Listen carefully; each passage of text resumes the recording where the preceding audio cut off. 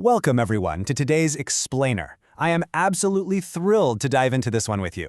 Today, we're unpacking a massive story, a fascinating journey of trade, empire, a really severe economic crisis, and a cutting-edge digital revolution. We are going to trace the incredible, centuries-long historical journey of the Indian rupee.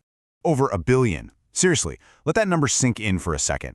Today, the Indian rupee isn't just some piece of paper or a coin rattling around in your pocket. It is the vital financial lifeblood used by more than a billion people every single day. It's a symbol that represents one of the largest, most dynamic economies in the entire world. It literally connects local farmers to global markets and neighborhood entrepreneurs to massive international corporations. But here's the thing. The story of the rupee is actually way older than modern India itself. So where did it all begin? Well, to really wrap our heads around this economic powerhouse, we need to transport ourselves back in time, more than 500 years back to be exact, to trace the ancient origins of a currency that has somehow survived shifting empires and entire eras of human history. Chapter 1. Birth of the Rupee and its Ancient Roots.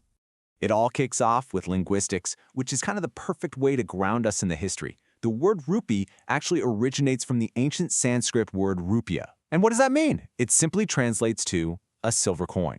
Just a silver coin. But that simple definition would go on to dictate the region's entire economy for centuries to come. And this brilliantly illustrates a massive, truly revolutionary leap in economic history. Before the 16th century, trying to trade was, well, it was a headache. You had hundreds of chaotic, localized coins scattered all across different regional kingdoms. Just imagine trying to do cross-border business back then. But then, an Afghan ruler named Sher Shah Suri stepped in. He introduced a standardized 11-gram silver coin, the rupiah. It became one of the absolute earliest forms of a unified currency in the Indian subcontinent. Suddenly, having a common currency made regional trade incredibly easier and just so much more efficient. Chapter 2. From Silver to Paper and the British Era. So following Sher Shah Suri, the Mughal Empire adopted and actually vastly expanded this system for centuries.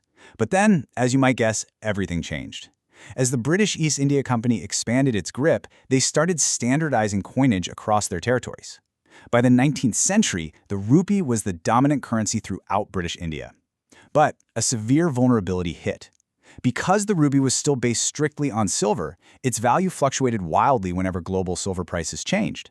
As other major global economies started shifting toward gold-backed currencies, the silver rupee became dangerously unstable in international trade. To fix this, by the early 20th century, the British had to step in and drastically reform India's monetary system. Part of those reforms brought about a massive, super practical evolution. Banks began to issue paper notes. I mean, just picture it. Imagine trying to conduct a massive business transaction and having to literally lug around heavy, clinking bags of physical silver coins across the country. Paper currency suddenly made large-scale trade vastly easier and a whole lot safer. Which brings us to Chapter 3. Independence, a New Identity, and the monumental year of 1947. A newly independent nation desperately needed a modern financial system that actually reflected its own sovereignty. So, the newly independent government decided to keep the rupee, but they gave it a complete overhaul. Those colonial-era portraits of British monarchs, they were systematically removed.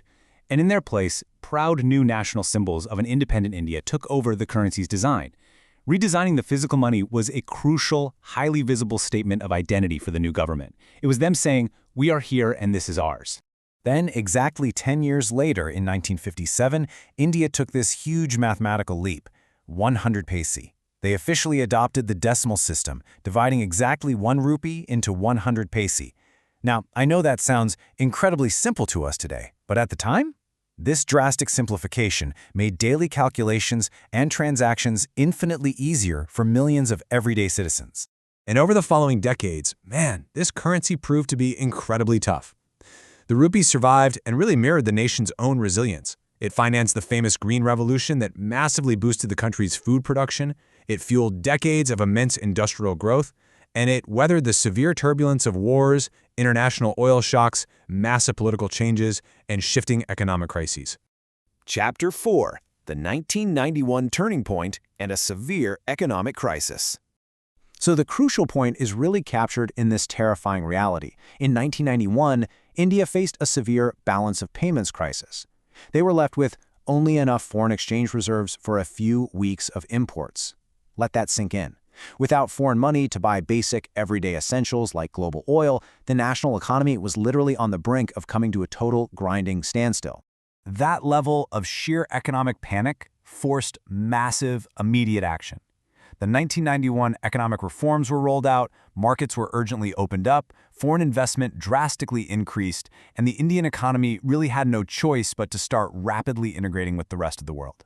Because of this, the rupee underwent a fundamental change. It gradually became much more market-driven. Its value is now increasingly determined by the raw, open forces of demand and supply in global currency markets. And that launches us right into Chapter 5, the digital rupee revolution and the modern digital age. Just look at the lightning-fast technological adoption that took place here. Step 1, ATMs spread like wildfire across every corner of the country. Step 2, online banking becomes an everyday household reality. Step 3, mobile payments completely transform how regular people interact with their money.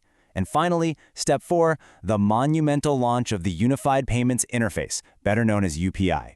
This changed absolutely everything.